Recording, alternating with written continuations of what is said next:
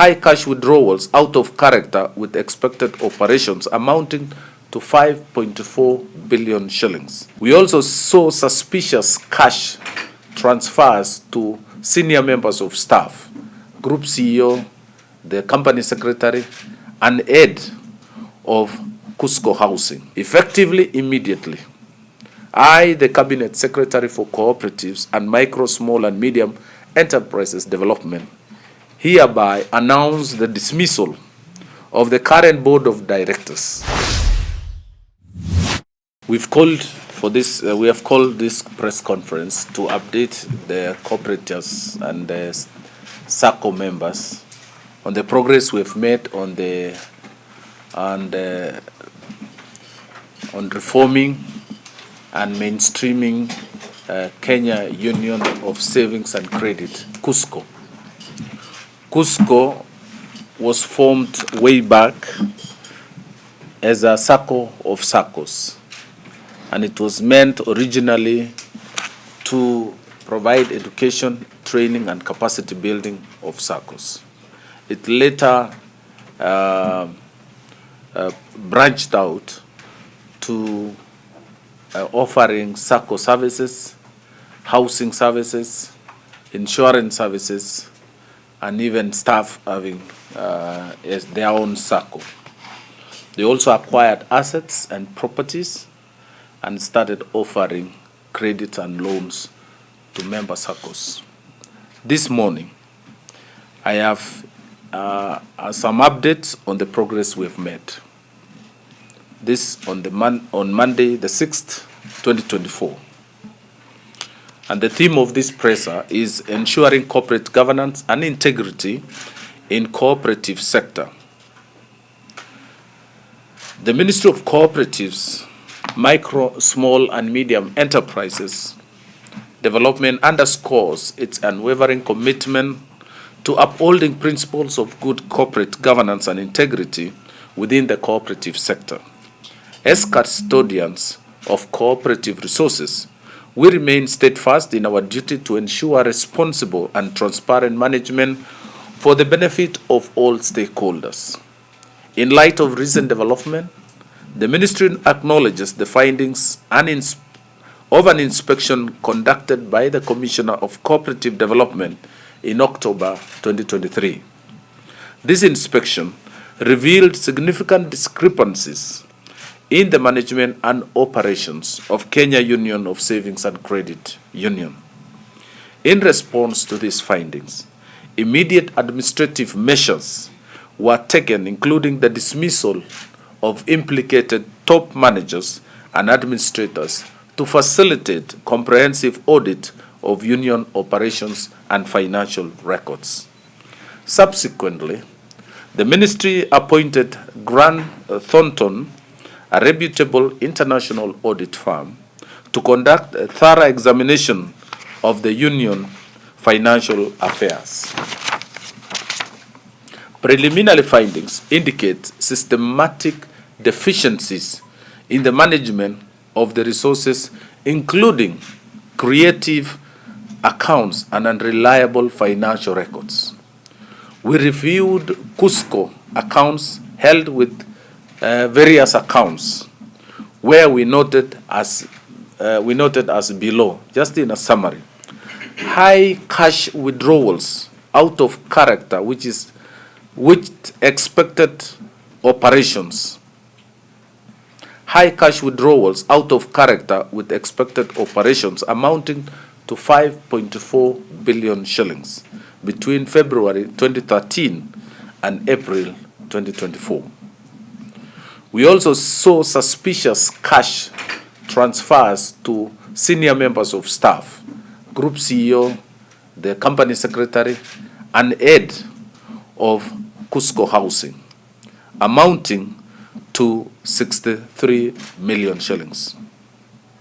We've also seen double purchases of land, of the same piece of land, amounting to 80 million shillings.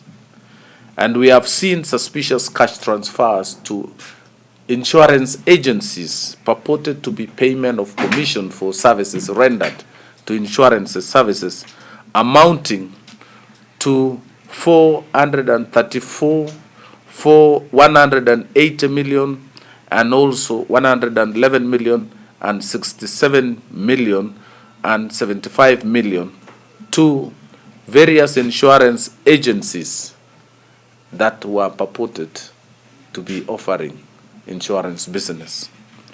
There were also heavy and big cash movement from KUSCCO accounts to their staff accounts. And this amounted to over 285 million. There were also inter-subsidiary transfers and also movement of money from the main account held at Cooperative Bank to other accounts. The operation of KUSCCO, which is unregulated, yet they are offering regulated services. They are neither registered as a FOSA or a microfinance. Irregular accounts have also been opened for some of the agencies, and the bank accounts are not also indemnified. So it has come to light that despite incurring losses, the union proceeded to declare bonuses, dividends, and interest, a practice that cannot be condoned. Most of that dividend and also bonuses were funded by borrowed money or on credit. Ideally, we fund those operations, we fund dividend and bonuses out of good financial performance.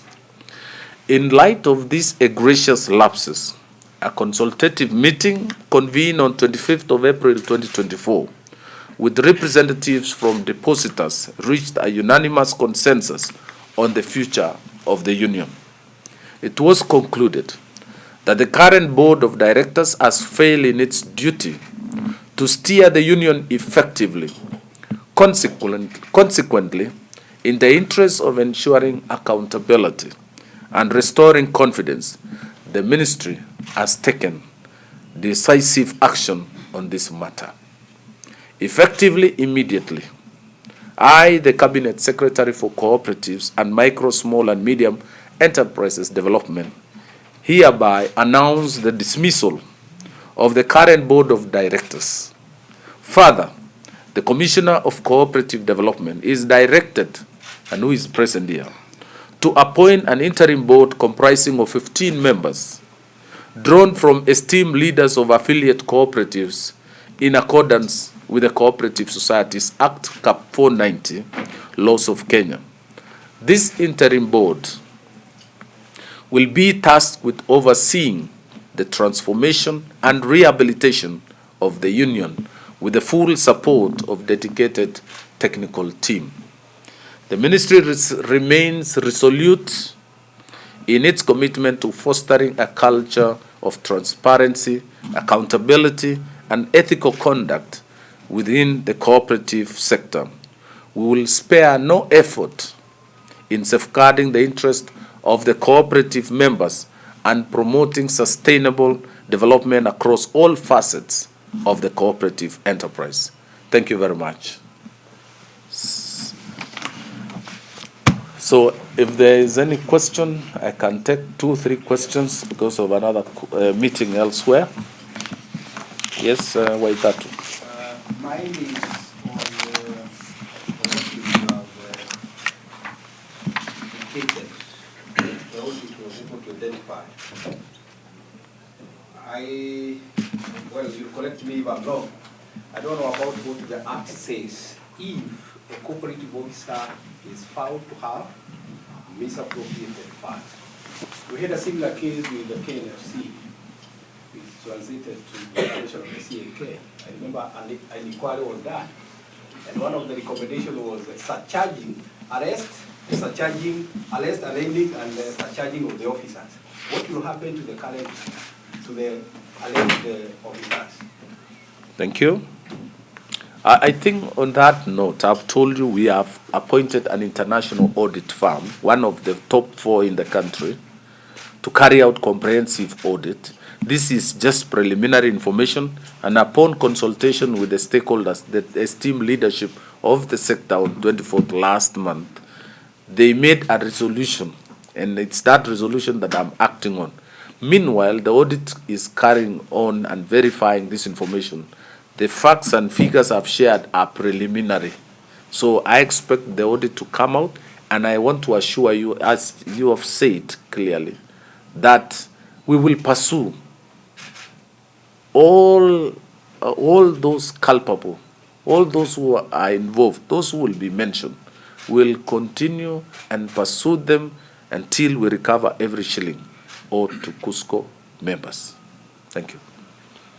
Any other? I think we are satisfied. Waziri, other than dismissing the board and the previous MD and the chair, has there been any other member of the management who have been dismissed? Management, the top management were dismissed. Just MD. Only the MD. No, we have heads in charge of audit, in charge of finance, in charge of CFF. Were also discharged. Yes, and that is not the end. We could, depending on how the audit will point, we will go further. Any other? Thank you very much.